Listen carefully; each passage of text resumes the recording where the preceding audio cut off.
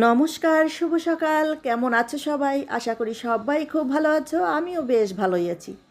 আজকের ব্লগ ভিডিওটি সকাল থেকেই শুরু করলাম। দেখা যাক সকাল থেকে দুপুর অবধি কী করছি আমি, সেগুলোই শেয়ার করছি। ভালো লাগলে লাইক, কমেন্ট, শেয়ার করে আমার পাশেই থাকবে। আর তোমাদের ভালোবাসায় আমি অনেক দূর এগিয়ে যেতে চাই। এজন্য চাই তোমাদের শুধু ভালোবাসা, আর কিচ্ছু না বন্ধুরা।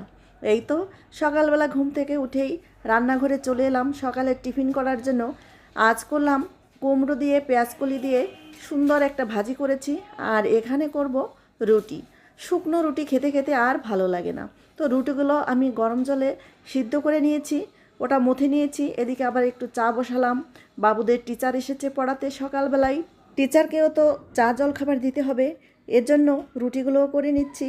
টিচারকে জলখাবার দিয়ে এদিকে বাবুদের খাইয়ে দাইয়ে স্নান করে স্কুলেও পাঠিয়ে দিয়েছি। সে অনেক সময় এত কিছু তো ভিডিও করা যায় না, আর একা একা ভিডিও করি, অনেক সমস্যাও হয়ে যায়।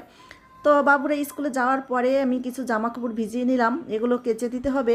নিজের হাতে সংসারের সব কাজ করি, তারপরও কত কথা শুনতে হয় আমি ভিডিও তৈরি করি কেন।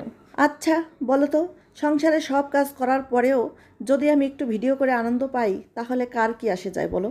কিন্তু হ্যাঁ, যে বা যারা আমার ভিডিও করায় আপত্তি করছো, তাদেরকে আমি বলছি আমি ভিডিও করা ছাড়বো না।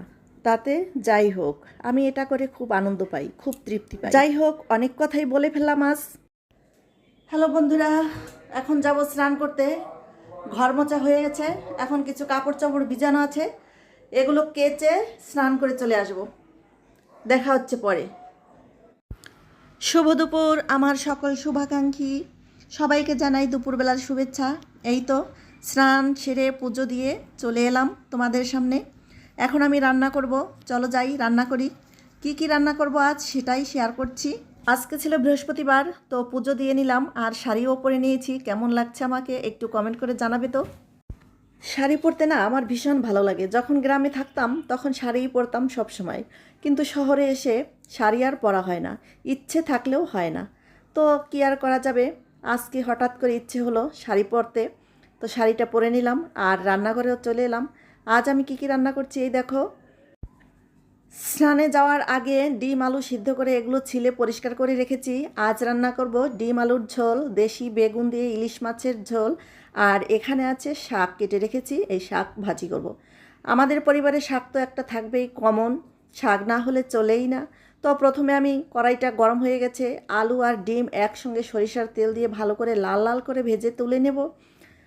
আর এভাবে ডিম আর আলু দিয়ে কে রান্না করো কমেন্ট করে জানিও।